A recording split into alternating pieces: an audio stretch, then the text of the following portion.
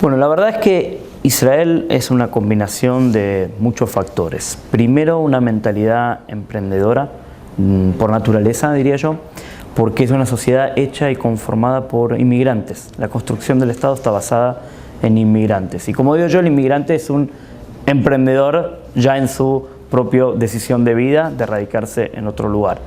Se convierte, diría yo, casi por necesidad y no por elección. El modelo productivo de exportación de productos agropecuarios fue muy exitoso hasta un determinado punto. En la década del 70, Israel entiende que si no hay un giro hacia una revolución tecnológica y exportación de productos con valor agregado, se estaba agotando la matriz económica que estaban teniendo y empezaban a tener un camino que empezaba a llevar a inflación, a un tamaño del Estado demasiado grande.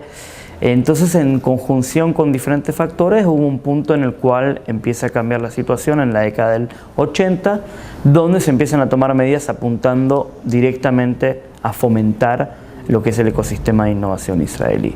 Y ya hacia fines de los 80 podemos detectar esto como un caso exitoso. Sin entrar en profundidad, digo brevemente que algunos índices destacan de un país que tiene en la década del 80 una inflación estimada del 450% y de repente hacia fin de la década del 80 nos encontramos con una inflación del 3-2%. En un proceso muy corto de años y un compromiso social muy grande entre todos los actores que componen este ecosistema de innovación. ¿Qué significa compromiso social muy grande? Significa sindicatos que entendieron que había una pauta inflacionaria y que de ahí no se podía mover la situación. Se entiende también el compromiso de un Estado que decide, por ejemplo, fomentar un fondo de inversión para emprendedores a riesgo total, es decir, sin devolución de capital en caso de fracaso. Y ese apoyo, por supuesto, dio origen a que fondos privados también metieran capital para poder incentivar a esta economía que estaba naciendo, la de startups estaba naciendo. Y esto es difícil porque obviamente que hay que comprometer a los sindicatos, hay que comprometer a los empresarios, hay que comprometer a los emprendedores a que realmente lancen proyectos exitosos. Y esto, bueno, dio origen a lo que hoy conocemos en Israel como Startup Nation o Innovation Nation, también es otra forma de decirlo, porque es una innovación que yo digo va siendo constante, para bien, para éxito nuestro como país, ¿no? En Israel. Y el Estado generó los recursos para empezar a tratar de incentivar innovadores en tecnología, innovadores en una cantidad de actividades que podían llegar a ser estratégicos para el Estado y para lo que estaba pasando en el mundo. ¿Cómo se elegían y cómo se determinaban cuáles eran estos proyectos en los cuales innovar? Lo que tenemos primero es un consejo independiente que revisaba los proyectos de estos emprendedores y se basaban en la viabilidad del proyecto en función de dos parámetros. Uno, los intereses estratégicos del Estado de fomentar determinado rubro de innovación, por ejemplo equipamiento médico, por ejemplo ciberseguridad. Entonces startups que estuvieran relacionadas con esos rubros tenían prioridad con respecto a otras. Ese es un punto. Y el segundo tiene que ver con el financiamiento, el riesgo que eso podía darse y una evaluación de modelo de negocios que permitiera predecir con poca exactitud, porque no había tanta experiencia sobre las startups en los años 90, con algún tipo de margen de exactitud, cuál podía ser la probabilidad de éxito de estas startups.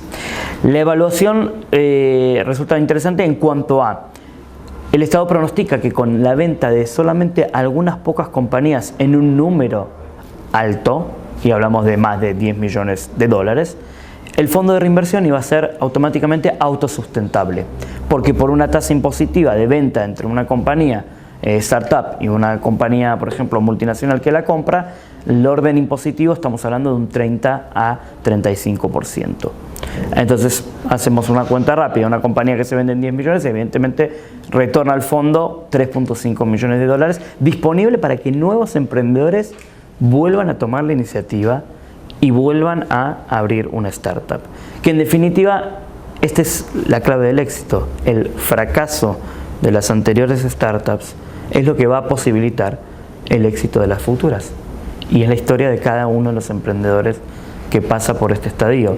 No hay éxito sin un fracaso anterior. Gran fracaso o pequeño fracaso. Pero tiene que haber algo donde él haya aprendido para poder ser exitoso luego con su startup. Y esto el Estado inteligentemente lo vio en un estadio muy temprano, cuando otros estados en el mundo no lo estaban viendo tan claramente. Me refiero a políticos y visionarios como Shimon Peres, que a la edad de los 60 años estaba visualizando una economía de innovación y de high-tech. Y esto es ser visionario, como digo yo. Y lo decíamos al principio, todo esto se dio simultáneamente a un país que convive con un conflicto bélico como es el de Medio Oriente. Todo esto también se dio mientras en el mundo el neoliberalismo estaba asomando y empezando a ponerse cada vez más fuerte. Todo esto se dio en la década del 80 y del 90, que sentaron las bases para lo que hoy es Israel, generando y teniendo a todos los principales monstruos de la informática y del desarrollo en ese lugar. La apertura, si te haces un paralelismo, la apertura económica que lanza Israel a principios de los 90 no difiere tanto de la apertura económica que realizaron muchos países en esa década, y es el modelo neoliberal que se pone de moda en casi todos los estados. La forma en que se hizo fue diferente. Fue protegiendo algunas áreas como salud, educación y la parte de servicios básicos, pero dando ese potencial a lo que la sociedad podía brindar a ese capital que venía a invertir. Y evidentemente recursos naturales no puede brindar Israel. Entonces en ese contexto brinda lo que puede, valor agregado. Y eso es tecnología y eso es innovación.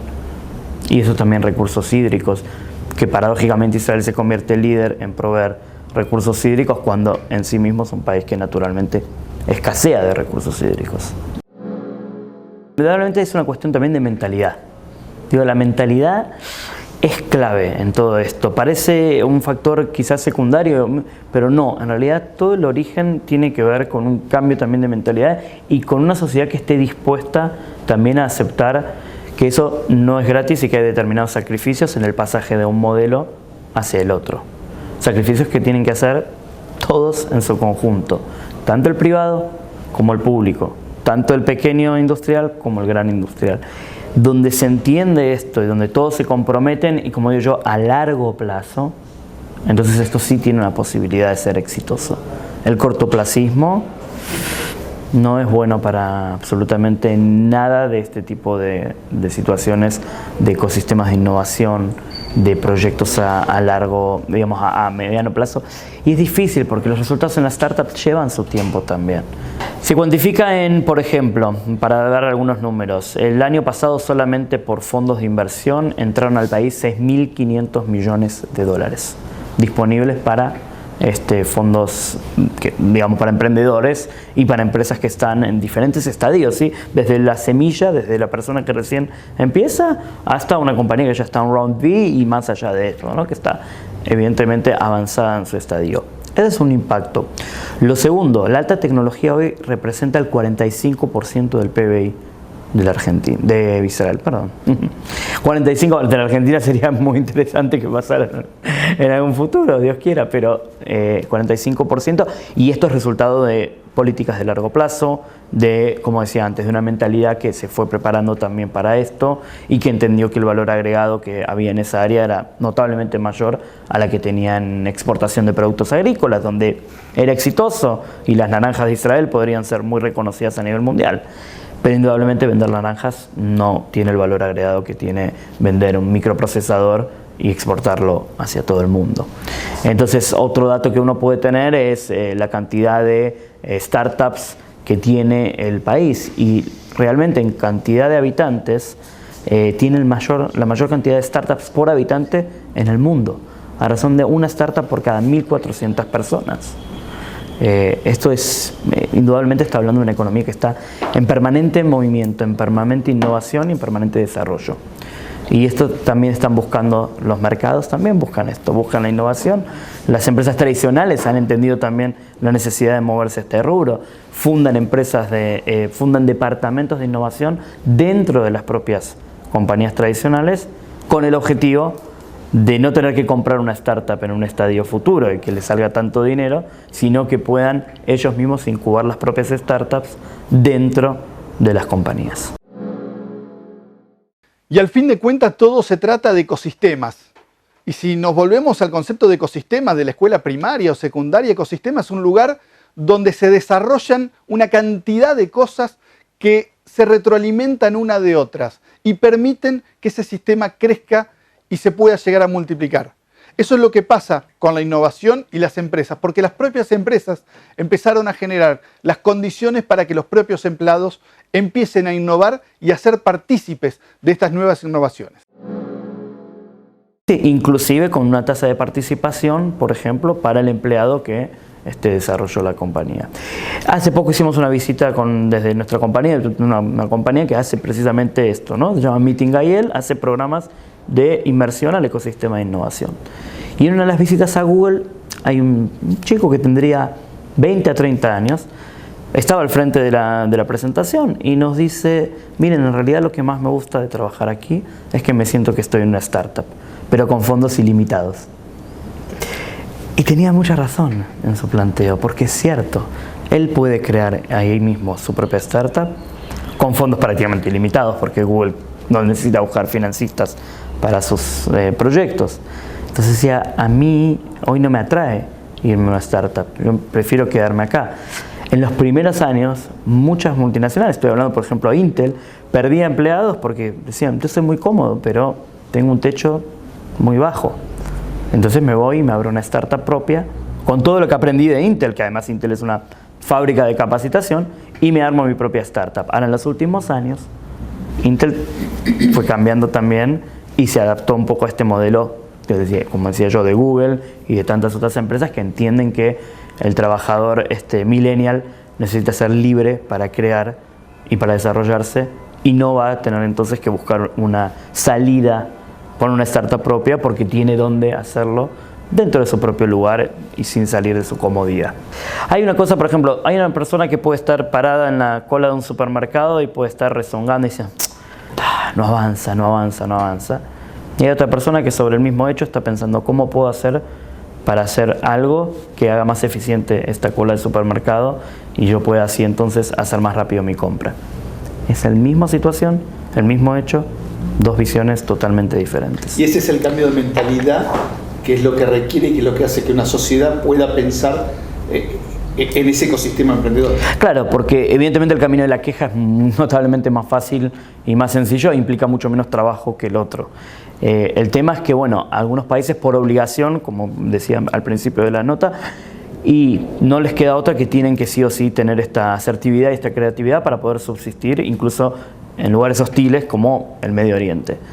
Argentina no tiene, por ejemplo, esa situación. Entonces, es implantar esa mentalidad que naturalmente no necesariamente está en un porcentaje mayoritario de la población, yo diría más bien en un porcentaje minoritario. Y por último, queríamos saber cuál ha sido el rol de la educación en todo este desarrollo. Altísimo. Para lo que son los índices, Israel tiene, después de Canadá, el mayor índice de personas con título universitario entre los 25 a los 64 años. Estamos hablando de un 49% de la población con un título de grado. Significa que 1 de cada 2 personas estadísticamente tiene al menos un terciario, hasta, por supuesto, un doctorado, ¿no? El sistema educativo en Israel está bastante como norteamericanizado. Digamos, nosotros en Israel tenemos el sistema no europeo, sino que adoptamos más bien el modelo norteamericano, ¿no? Donde un BA te lleva 2 a 3 años y donde eso te permite después hacer una maestría, pero en un proceso corto. Sumado a que nosotros tenemos 3 años de servicio militar, con lo cual una persona israelí promedio entra a estudiar mucho más tarde que cualquiera de sus competidores a nivel mundial. No obstante, sí hubo un proceso de adaptación en cuanto a tecnologías y se insertó, por supuesto, lo último de la tecnología, pero yo creo que más interesante es lo que está pasando con fondos de inversión que se crean dentro de las universidades y que, por ejemplo, una universidad puede incubar una startup de un estudiante que ya está dentro de la universidad. Entonces ese estudiante, mientras está estudiando, no solamente está estudiando, sino que está pudiendo crear una startup dentro de la universidad donde está, con lo cual la universidad además obtiene un porcentual de esa patente o de esa startup que pueda salir a futuro. Y esta es una apuesta que es maravillosa, porque ahí empieza a trabajar la universidad y la educación en cosas de valor agregado que evidentemente son un interés estratégico para el país. Por Más, ahora es Revista y ya está en los kioscos de toda la provincia.